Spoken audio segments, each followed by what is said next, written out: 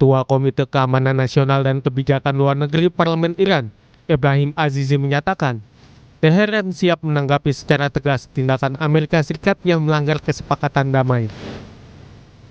Ebrahim juga menegaskan, siapapun yang melewati Selat Hormuz harus mengikuti aturan yang ditetapkan Teheran. Setiap pelanggaran dari ketentuan tersebut pasti akan ditindak. دیشب دیدید در ادامه نقض آتشبس آمریکایی ها جمهوری اسلامی ایران نیروهای مسلح و شجاع ما قاطعانه پاسخ دادند و من بعد نیز همینطور خواهد بود. هر رفتار آمریکایی ها پاسخ پشیمان کننده توسط نیروهای مسلح رو در بر داره. آمریکا باید بداند و کشورهایی که میخوان از مسیر تنگه هرمز عبور کنن باید بدانن باید از مسیر اقتدار عبور کنن، از خطوط ترسیم شده ایران عبور کنن. تنگه هرمز امروز در مدیریت هوشمند نیروهای مسلح به ویژه نیروی دریایی سپاه پاسداران انقلاب اسلامی است. هر گونه تخطی. Sebelumnya, militer Amerika Serikat merilis video serangan udara yang menargetkan militer Iran di sekitar Selat Hormuz. Siaran televisi Iran menyebut, serangan AS menyasar daerah desa Tahroye, wilayah Sirik, Iran. Serangan menghantam 10 target militer Iran, mencakup infrastruktur pengawasan, sistem komunikasi, situs pertahanan udara, hingga fasilitas penyimpanan drone dan kapal ranjau. AS mengeklaim serangan itu konsekuensi atas pelanggaran perjanjian yang dilakukan Iran. Trump menyebut Iran menyerang kapal dagang di Selat Hormuz menggunakan drone. Trump bahkan mengancam akan melenyapkan Iran. Melalui akun Truth sosialnya, Trump menulis pesawat Amerika Serikat baru saja menghantam lokasi penyimpanan rudal dan drone, serta situs radar pesisir milik Iran, karena mereka melanggar perjanjian gencatan senjata lagi. Sangat mungkin mereka tidak akan pernah belajar. Bisa jadi akan tiba saatnya kita tidak bisa lagi bersikap rasional dan terpaksa menyelesaikan secara militer tugas yang telah kita mulai dengan sangat sukses. Jika itu terjadi, Republik Islam Iran tidak akan ada lagi. Guru Besar Keamanan Internasional Universitas Kristen Indonesia, Angel Damayanti bilang, ketegangan ini terjadi karena kedua belah pihak masih memiliki rasa saling curiga satu sama lain. Angel menambahkan, jika konflik ini terus berlanjut, maka kesepakatan damai sulit tercapai. Kedua belah pihak lah ya sama-sama melihat atau mempersepsikan masing-masing itu pihak lawannya itu sebagai ancaman. Iran melakukan serangan ke pangkalan militer AS di Bahrain dan Kuwait, yaitu bentuk dari respons karena Amerika sebelumnya menyerang beberapa kota di Iran, dan Amerika pun mengklaim dia melakukan itu karena Iran sebelumnya menyerang kapal kargo di Selat Hormuz pada hari Kamis tanggal 26 Juni yang lalu. Artinya ini masih akan terus berlanjut, aksi reaksi terus terjadi, dan ini sebenarnya kan semacam apa ya Mas, kayak upaya hanya untuk membuat kesepakatan damai ini tidak sungguh-sungguh terrealisasi. Sementara, pengamat intelijen dan keamanan Universitas Indonesia, Stanislaus Rianta bilang, saling serang antara Amerika Serikat dan Iran menunjukkan bahwa perjanjian antara kedua negara ini sifatnya rapuh. Stanislaus menjelaskan, jika ada pihak memprovokasi, maka dengan cepat kedua negara itu akan kembali saling serang. Kalau kita melihat situasi ini, maka sebenarnya memang perjanjian yang rapuh tersebut, sudah banyak pengamat yang menduga seperti itu, maka akan mudah sekali akan terjadi pelanggaran-pelanggaran, termasuk serangan. Iran mengklaim bahwa Amerika mengklaim bahwa Iran duluan, tapi faktanya bahwa kedua pihak ini saling menyerang pasca perjanjian ditandatangani. Jadi nampaknya memang perjanjian itu tidak cukup, jadi perlu ada upaya-upaya lain untuk mewujudkan perdamaian di Timur Tengah. Eskalasi terbaru ini sekaligus memudarkan harapan terhadap terciptanya perdamaian yang lebih berkelanjutan di Timur Tengah. Padahal, sepekan sebelumnya kedua negara disebut telah menunjukkan sinyal positif untuk meredakan ketegangan melalui kesepakatan gencatan senjata. Kesepakatan damai Amerika Serikat Iran kembali berada di ujung tanduk setelah kedua negara saling melancarkan serangan di kawasan Teluk pada Jumat 26 Juni 2026. Pasukan militer Amerika Serikat merilis video serangan udara yang menargetkan militer Iran di sekitar Selat Hormuz. Sebagai bentuk balasan terhadap serangan Amerika Serikat, Iran melancarkan serangan drone dan rudal ke wilayah Bahrain dan juga Kuwait. Bagaimana membaca situasi ini dan apa dampaknya terhadap proses kesepakatan damai antara kedua negara? Kita bahas bersama dengan Guru Besar Ilmu Politik dan Keamanan Universitas Padjadjaran, Muradi, dan dosen Ilmu Hubungan Internasional Universitas 11 Maret Surakarta, Septianto Galan Prakoso. Selamat pagi, Prof. Muradi, Mas Galan. Pagi, Mas Galan, pagi. Pagi, Prof. Baik, saya ke Prof. Muradi terlebih dahulu. Prof. Muradi, kita lihat ini saling serang terjadi, kedua pihak saling tuduh gitu ya. Amerika Serikat tuduh Iran yang melanggar gencatan, Iran menuduh Amerika Serikat yang melanggar gencatan senjata. Kemudian kalau kita lihat pemicunya di Selat Hormuz, ada drone yang kemudian diluncurkan ke sebuah kapal kargo. Ini adakah upaya dari Iran memang untuk menegakkan aturan saja, atau sebenarnya siapa sih yang melanggar dalam konflik yang terjadi sekarang ini? Ya, Mas, saya kira ada 3 hal yang penting perlu digarisbawahi. Pertama, memang tadi yang saling tidak percaya. Kedua juga memang secara prinsipil draft MOU itu kan juga membebani kedua belah pihak, terutama misalnya di Amerika Serikat. Tapi hal yang saya kira poin ketiga yang penting buat kita adalah ada aktor ketiga yang saya kira terus akan memainkan ini. Aktor ketiganya ada dua sayap ya, dua sub ya. Pertama, dia kemudian memainkan peran dalam konteks misalnya memastikan tetap membaranya konflik di Timur Tengah, katakan saya nyebut misalnya Israel katakanlah. Yang faktor kedua adalah faktor yang kemudian memang lobby-lobby mereka yang ada di internal Amerika Serikat yang saya kira akan memprovokasi berkali-kali langkah-langkah US yang sebenarnya secara prinsipil sudah sangat baik minggu lalu ya. Artinya memang sebenarnya secara prinsipil ada yang tidak ingin kemudian ini terjadi. Nah, yang tidak ingin terjadi adalah bukan Eropa, bukan Amerika, bukan Timur Tengah, tapi juga Israel. Tapi Israel ini pengen bahwa kemudian mereka terlibat dalam posisi yang jauh lebih strategis. Nah, ini yang nggak mungkin dilakukan oleh kedua perjanjian antara Iran dengan US. Karena Israel itu dianggap sebagai bagian yang terpisah bagian yang kemudian perspektif Iran sebagai bagian dari yang terkait ya. Sebenarnya kemudian Israel ini nggak pengen itu di dalam proses perjanjian tadi. Nah, saya ingin menegaskan bahwa ini adalah bagian dari provokasi yang saya kira serius ya.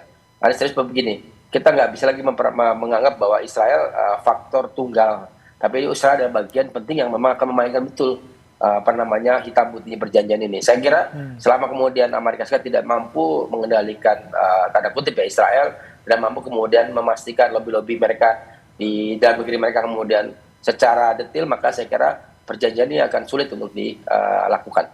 Oke, peran aktor ketiga yang kemudian bisa membuyarkan ini semua. Tapi saya ke Mas Galan terlebih dahulu. Mas Galan, yang soal bagaimana saling serang ini bermula gitu ya di Selat Hormuz. Ada serangan dari Iran yang menyasar sebuah kapal kargo, kemudian dibalas oleh Amerika Serikat. Iran balas lagi ke Bahrain dan juga Kuwait. Ini sebenarnya pemicunya itu apa sih? Apa karena memang ada pengaturan nih oleh IMO dan juga Oman untuk bisa lewat jalur alternatif, sehingga ini kemudian membuat kesepakatan yang awalnya sudah ada di 14 poin, jadi kayak diabaikan seperti itu. Ya, betul sekali Mas Bremana. Jadi apa yang terjadi sebenarnya adalah perbedaan persepsi dari bagaimana kemudian manajemen perairan Selat Hormuz itu akan terlaksana begitu ya. Jadi dari 14 poin, tapi Iran masih melihat bahwa rute yang kemudian akan menjadi rute primer itu rute yang di dekat perairan Iran, di antara Pulau Qasem dan Pulau Larak begitu. Nah, beberapa kapal-kapal internasional itu secara tradisional mereka melewati rute yang tengah gitu ya, yang di tengah-tengah lah, tidak di perairan Iran dan tidak di perairan Oman, perairan internasional. Namun demikian, ketika konflik di Selat Hormuz ini kemudian semakin tereskalasi, rute alternatif diciptakan mendekati perairan Oman. Nah, ini kemudian yang Iran melihat ini sebagai salah satu bentuk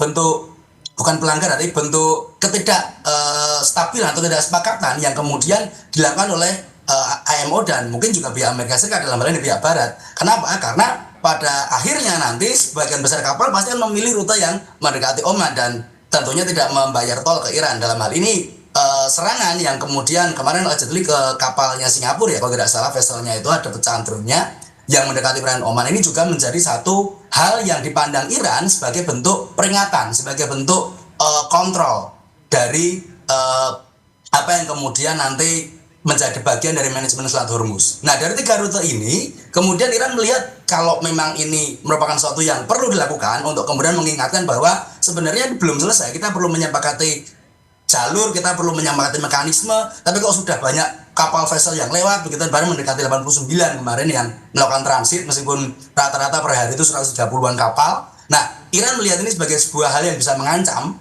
kontrol Selat Hormuz nantinya, begitu, karena orang pasti akan, perusahaan pasti akan memilih untuk melewati jalur yang menjauhi Iran dalam hal ini. Kalau ini dibiarkan bisa jadi presiden, begitu kan. Nah, yang menjadi masalah adalah bagaimana kemudian reaksi yang saling dilakukan oleh kedua belah pihak, di mana Amerika menyerang Iran, kemudian Iran balas balik menyerang Kuwait dan Bahrain, begitu, dan akhirnya tereskalasi lagi. Meskipun hal ini memang menjadi menjadi satu resiko atau dampak yang tidak dapat terelakkan, tapi sebenarnya ini bisa dihindari ketika dalam MOU poin-poin ini, poin MOU kesepakatan kemarin itu poin-poin ini sudah ditampakkan. Ternyata setelah dicek ya banyak sekali poin yang masih tidak diadres dalam MOU kemarin. Ada pasal-pasal ambigu yang secara efektif mungkin memberi Iran peran dalam mengelola Selat Hormuz, tapi Amerika Serikat juga bisa membuat rute alternatif ya Oman. Nah, hal ini sebenarnya kemudian menjadi pemicu dari apa yang terjadi akhir-akhir ini, begitu. Kesepakatannya kurang detail sehingga bisa diartikan mungkin berbeda dan juga menguntungkan masing-masing pihak seperti itu, sehingga terjadi tadi ketidaksepakatan di lapangan dan memicu serangan ini ya Mas Galan ya. Ya. Oke, kemudian saya ke Prof Muradi lagi. Prof Muradi, Ya. Terkait dengan hal ini gitu ya. Oke, sudah terlanjur saling serang terjadi. Ini kita nggak tahu sampai kapan ini akan kembali saling serang lagi, saling balas-balas lagi. Kalau menurut Anda, Prof Muradi, ini akan berakhir hanya saling balas-membalas atau mungkin bisa ke arah yang lebih besar lagi? Ya, dua hal, Mas. Yang pertama memang ini berkaitan soal keinginan Israel itu tetap berperang ya. Saya kira kenapa saya berkali-kali ngomong Israel, karena dia faktor penentu, faktor tunggal yang saya kira perlu kemudian betul-betul tanda kutip dikendalikan. Katakanlah yang di sini misalnya Amerika Serikat dalam konteks itu. Yang kedua adalah ini menyangkut soal kepentingan global ya. Nah, sejauh kemudian kepentingan dalam negeri masing-masing itu masih sangat kuat, saya kira ini problem baru. Problem baru kenapa? Karena Netanyahu tetap ingin berperang, karena mereka berasumsi dengan perang mereka akan menang di pemilu yang akan datang. Sementara kemudian di dalam negeri US sendiri, saya kira juga ini mungkin penggalangan terkait dengan isu ini menjadi sangat krusial. Nah, saya ingin mengatakan bahwa problem-problem ini sebenarnya ditambah lagi misalnya dinamika di internal Iran. Saya meyakini betul bahwa ketidaknyamanan terkait dengan walaupun dalam misalnya draft 14 poin itu menguntungkan Iran ya secara politik ya, tapi kemudian itu ada faksi-faksi yang tidak terlalu nyaman dengan itu.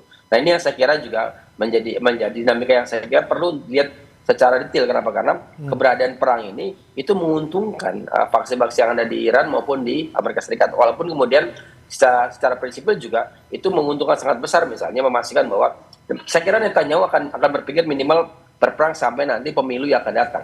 Begitu dia menang, mungkin dia akan memikirkan apakah akan duduk dalam perundingan serius atau tidak. Saya kira itu poinnya. Jadi kalau kemudian misalnya prosesnya belum sampai yang dia bayangkan, maka political advisor dari Netanyahu ingin mengatakan bahwa Israel harus tetap berperang supaya kemudian Netanyahu menang dalam pemilu akan datang. Oke, saya ke Mas Galan kembali. Mas Galan, betulkah memang ini aktor ketiga yang menjadi faktor utama kemudian pecah lagi konfliknya, saling serang lagi, atau memang ya tadi soal detail kesepakatan yang seharusnya lebih dijembrengin lagi, jangan sampai ada kesalahpahaman ataupun saling pihak-pihak ini saling pengen untungnya sendiri seperti itu. Iya, saya kira itu kombinasi keduanya ya Mas Bre. Jadi memang secara detail MOU itu kalau memang tidak bisa menyelesaikan permasalahan dan masih bisa banyak penafsiran, tentu pasti pelaksanaannya atau actionnya kan pasti akan memiliki berbagai macam tafsir, berbagai macam aksi yang berbeda. Namun juga sepakat dengan apa yang disampaikan Prof. Muradi barusan, bahwa Israel ini bertindak sebagai spoiler begitu. Kalau kita pakai spoiler konsep dalam perundingan perdamaian, dia ini pihak yang memang gak ingin damai. Dia ini pihak yang memang ingin selalu dalam tanda kutip melestarikan atau mungkin memperpanjang konflik. Kenapa? Karena mungkin objektifnya atau target dia belum tercapai, atau dia punya tujuan lain dalam negeri, atau memang ya, Netanyahu memandang bahwa dia tidak terikat oleh MOU dari Amerika Serikat dan Iran. Ya kan, saya di sini berperang sendiri lawan Hizbullah begitu kan di Lebanon. Sementara Iran melihat, tuh Lebanon itu juga front. Kalau kemudian kita gencatan senjata, maka kita hentikan semua peperangan, kekerasan, serangan di semua front. Tapi Israel merasa ini adalah sebuah celah gitu. Dia tetap kemudian menyerang Lebanon, dan Iran tentunya tidak sepakat dengan hal ini. Sehingga ini menjadi suatu yang sangat kompleks ketika memang ada satu pihak yang seakan-akan selalu menghambat dan tidak ingin damai dalam soal ini. Dan dalam hal ini ya Israel itu. Memang juga satu lagi mungkin ya, memang juga kita bisa melihat selain dia menjadi spoiler, Israel ini juga pasti memiliki objektif yang belum terpenuhi atau yang mungkin sekarang bergeser. Kalau dulu dia melihat supaya Iran itu dilemahkan atau nuklirnya dihilangkan, sekarang mungkin dia melihat kalau itu sudah cukup berat dicapai yang dalam jangka dekat begitu ya, sehingga dia mengalihkan fokusnya ke Hizbullah di Lebanon. Bagaimana bisa melucuti senjata Hizbullah, bagaimana bisa melemahkan proksi dari Iran ini yang ada di Lebanon. Ini satu hal yang kelihatannya adalah proyeksi apa yang kemudian ingin dicapai oleh Netanyahu dalam hal ini. Oke, baik. Kemudian bicara soal Selat Hormuz kembali, saya ke Prof. Muradi. Bagaimana keamanan di sana gitu, Prof. Muradi, yang dimana sekarang masih belum sepakat, dalam tanda kutip belum sepakat secara full. Ini maunya seperti apa sih Selat Hormuz ini selama paling tidak 60 hari untuk nota kesepahaman kemarin? Awalnya sudah ada rencana untuk evakuasi kapal, namun ternyata ada serangan-serangan ataupun drone yang diserang lagi di sana gitu kan. Nah, bagaimana kemudian memastikan Selat Hormuz ini aman paling tidak sementara gitu ya? Sementara di sisi lain juga masih ada serang-serang di sana. Ya, ada 3 aktor di sana, ada IMO, ada kemudian Oman ya, kemudian juga ada yang berkonflik Amerika Serikat dengan Iran. Saya kira IMO sudah secara prinsipil membagi wilayah tadi sebagai Mas Galan ya. Tapi kemudian ada, saya nyebutnya begini, kenapa kemudian dalam konflik tertentu itu kemudian terjadi saya nyebutnya hentakan-hentakan yang tidak terduga begitu. Itu kemudian terjadi misalnya tadi yang sampaikan Mas Galan soal ada rute pelayaran yang melipir yang kemudian jauh lebih di luar yang disepakati antara IMO, kemudian Oman dan juga 2 negara yang berkonflik. Itu poin pertama itu. Yang kedua, saya sih berharap memang kedua negara bisa menahan diri ya, untuk kemudian tetap dalam posisi yang sama ketika draft itu sedang dibahas. Nah, masalahnya adalah kita punya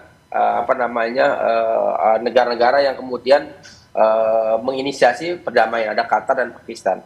2 negara yang saya kira tidak terlalu bisa mengendalikan betul misalnya hasrat kedua negara ya untuk kemudian melakukan manuver-manuver yang sebenarnya jauh lebih merusak ketimbang misalnya peperangan itu sendiri. Nah, yang ketiga saya kira apa yang kemudian yang harus dilakukan, saya kira memang pada akhirnya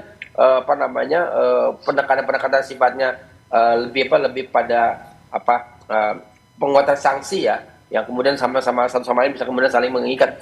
Karena dua negara ini kan merasa punya kuasa yang memang pada akhirnya membuat orang-orang yang vessel-vessel yang mau melewati itu menjadi salah satu yang tidak bisa mereka bisa lewati. Artinya memang sebenarnya bisa jadi misalnya yang jalur di luar kesepakatan tiga aktor tadi itu kemudian diproksi ya, dimanfaatkan oleh pihak-pihak lain untuk kemudian misalnya memprovokasi itu. Dan saya kira proksi itu kemudian diambil oleh Amerika sebagai Iran sebagai bagian dari yang kemudian tidak sepakat dengan perjanjian yang sepakat di awal terkait dengan militer senjata gitu, Mas. Oke, baik. Perlu ada sanksi seperti itu untuk bagaimana menjaga Selat Hormuz tetap aman. Tapi saya mau ke Mas Galan soal bagaimana nasib negosiasi ini. Ini 60 hari ke depan belum tercapai gitu. Udah ada 14 poin nota kesepahaman sementara untuk 60 hari, tapi belum sampai 60 hari sudah pecah lagi ini kesepakatannya. Lalu bagaimana nasibnya ke depan, Mas? Ini kita semakin mundur semakin jauh dari kata damai, semakin jauh dari kata kesepakatan, atau masih ada harapan sebenarnya dalam konflik ini? Dibilang masih ada harapan, ya pasti masih ada harapan. Kemarin kita sempat agak lega begitu melihat ada rekaman Trump tanda tangan, kemudian dari pihak Iran juga memperlihatkan lembar penandatanganan yang ada. Tapi kemudian ketika ya reaksi dari salah satu mediator ya Perdana Menteri Pakistan Shehbaz Sharif sendiri ketika kaget bahwa Iran tidak jadi mau gitu kan, delegasi langsung pulang begitu ketika ada rencana untuk diskusi dan lain sebagainya begitu. Ini menjadi satu hal yang sesuai dengan apa yang sudah dibahas dari mulai awal atau dari mulai pertengahan perang ini begitu, di mana perundingan perdamaian itu pasti ada kemungkinan untuk berhasil, pasti bisa damai, tapi sangat berat. Jalan yang dilalui pasti sangat terjal begitu. Nah, ini salah satu hal yang kemudian memang ya resiko dari sebuah negosiasi, dari sebuah proses perjanjian dan perundingan damai begitu. Ibaratnya kalau boleh dianalogikan ini seperti demam berdarah Mas Bri. Jadi siklus pelana kuda itu ya. Di saat kemudian kelihatannya paling kalem, di saat orang sudah mau tanda tangan, itu justru yang malah paling beresiko berbahaya karena tiba-tiba bisa kritis. Justru lah ini bukti kritisnya ketika sudah sudah ada tanda tangan tapi masih ada distrust. Nah, ini permasalahan adalah harus menghilangkan distrustnya dulu, entah dengan cara mencari mediator atau menambah mediator supaya lebih kuat lagi, atau ya memang mencari momentum yang saya kira juga masih agak sedikit tricky, agak sedikit rumit begitu karena situasi internasional juga fokusnya sangat terpecah saat ini. Ada Piala Dunia, ada berbagai macam kejadian, ada gempa juga di Venezuela, ada berbagai macam hal yang selalu terjadi setiap hari, sehingga banyak kemudian pihak yang menginginkan perdamaian tapi tidak ada pressure point kepada kedua belah pihak yang katanya sepakat untuk 60 hari ke depan.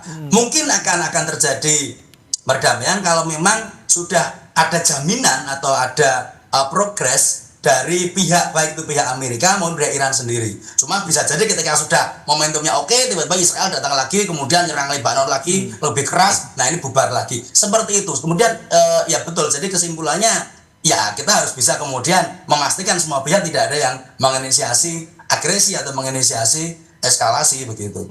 Nah, ini yang memastikan bagaimana tidak ada pihak yang melakukan eskalasi lagi, yang bikin onar lagi itu. Prof. Muradi, setuju juga dengan misalnya menambah mediator atau misalnya ada pihak yang kemudian bisa memastikan kedua pihak antara Amerika Serikat dan juga Iran ini bisa masing-masing menyepakati dan juga menaati aturan ataupun kesepakatan yang sudah ditandatangani? Ya, saya bagi tiga poin ya. Poin pertama poin 10 hari. Poin 10 hari ini memang poin krusial. Memang saya memprediksi akan terjadi saling serang, bahkan kemudian nanti Yaman terlibat lagi, Houthi ya, kemudian menyerang Israel dan sebagainya. Nah, faktor yang kedua adalah waktu 20 hari. 20 hari ini saya kira ini akan kemudian fase agak lebih sensitif, kemudian mereka akan duduk bersama. Mungkin juga poin fase ke-20 hari ini adalah itu melibatkan pihak ketiga baru ya. Saya kira memang pada akhirnya kita harus memaksa dari pihak Iran, katakanlah misalnya Cina atau Rusia, sebenarnya dari pihak US bisa kemudian misalnya katakanlah yang dianggap dekat, katakanlah misalnya Jerman gitu ya. Nah, baru kemudian fase ke-30 hari. Nah, fase ke-30 hari ini yang saya kira fase krusial. Karena kita mengasumsikan fase 30 hari ini fase di mana kemudian mereka duduk bareng dan kita sama-sama akan melihat mereka berdua negara ini bersepakat. Plus kemudian juga bisa memastikan Israel tidak melakukan manuver yang jauh lebih membuat berantakan situasi. Saya kira fase 10 hari, 20 hari, 30 hari ini akan kita lihat sampai paling nggak akhir Juli. Nah, saya menduga fase 10 hari awal ini akan terjadi saling serang dan lumayan ramai, walaupun tadi Mas Galan sampaikan bahwa akan terdistrak dengan momen-momen yang lain ya. Tapi di 10 hari ini negara kemudian negara itu akan memastikan mereka melakukan serangan-serangan sifatnya sporadis yang saya kira akan membuat kita agak pegas sanksi ya. Tapi nanti masuk 20 hari dan 30 hari saya kira kita sama-sama melihat bahwa akan ada kesepakatan yang jauh lebih strategis begitu. Oke, baik. Terakhir saya ke Mas Galan. Mas Galan, kita melihat serangan yang ditujukan Iran ini ke pangkalan militer di Kuwait dan juga Bahrain ini terjadi. Kalau Anda melihat ya peta di Timur Tengah sendiri, mungkin negara-negara sekutu Amerika Serikat di Timur Tengah, seperti apa nanti sikapnya? Ya pasti banyak kemudian protes, banyak kemudian reaksi keras yang tentunya akan ditujukan kepada Iran begitu, karena ya ini kan seperti collateral damage ya, bagaimana kemudian pihak yang dianggap sebagai sekutunya Amerika mendapatkan getahnya gitu, mendapatkan akibat dari serangan Amerika, di mana Iran dengan terang-terangan menyerang. Saya kira sama dengan apa yang sudah terjadi di beberapa waktu yang lalu. Pasti negara-negara Teluk terutama dan negara-negara Timur Tengah pada umumnya pasti akan kemudian merasa was-was dan disikapi dengan serius. Tapi bagaimana kemudian Amerika menyerang Iran, tapi Iran menyerang dua negara bahkan yang sekiranya tidak terlibat dalam serangan Amerika secara langsung begitu. Meskipun Bahrain sebagai negara yang menjadi pangkalan dari armada kelima Amerika Serikat, dalam hal ini juga di satu sisi juga sangat jelas bahwa apa yang dia lakukan tentunya akan sejalan dengan apa yang diarahkan oleh Amerika. Namun serangan Iran dalam hal ini juga dianggap mungkin terlalu reaktif begitu terkait konteks di mana masa seharusnya sudah kita berbicara perdamaian, tapi serangannya malah menyasar ke negara-negara yang sebenarnya tidak langsung ikut serta dalam serangan tempo hari yang dilakukan Amerika sebagai respon dari serangan ke kapal tadi. Yang jelas apa yang kemudian dilakukan oleh Iran di pantai Iran pasti juga sangat justified, sangat-sangat legal dan wajar karena sebagai reaksi dan sebagai manajemen kontrol dari Selat Hormuz tadi yang disampaikan oleh juru bicara parlemennya Ibrahim Azizi, ketua komisi keamanan parlemen Iran. Kemudian dari segi Amerika ketika mereka menyerang, ya mereka menganggap apa yang dilakukan Iran itu mengancam gencatan senjata dan bahkan kita bisa masuk perang lagi untuk kita lenyapkan Iran, kata Trump dan sebagainya. Ini retorika yang tidak akan pernah berakhir kalau kemudian pada serang-serangan atau tit for tat ya. Jadi apa yang kemudian dilakukan pasti ada jawabannya, lu jual gue beli gitu kan. Dan saya kira betul tadi saya sepakat dengan apa yang disampaikan Prof. Muradi, segmentasi dari 60 hari ke depan atau mungkin fragmentasi waktu momentum dari 60 hari ke depan itu harus disikapi secara cepat dan juga secara sigap oleh stakeholder-stakeholder atau pemangku kepentingan yang terlibat dalam hal ini di dunia internasional. Oke, kita lihat di 10, 20, 30 hari tadi seperti kata Prof. Muradi, seperti apa perkembangannya. Semoga benar ya ada pihak ketiga yang bisa menengahi dengan lebih baik gitu agar kedua pihak Amerika Serikat dan juga Iran ini bisa saling menyepakati dan juga menaati kesepakatan yang sudah ada paling tidak selama 60 hari ke depan. Terima kasih Mas Galan, dosen ilmu hubungan internasional UNS, dan juga Prof. Muradi, dosen guru besar ilmu politik dan juga keamanan Unpad, sudah bergabung bersama kami di Sapa Indonesia Pagi. Selamat pagi Mas Galan, Prof. Muradi.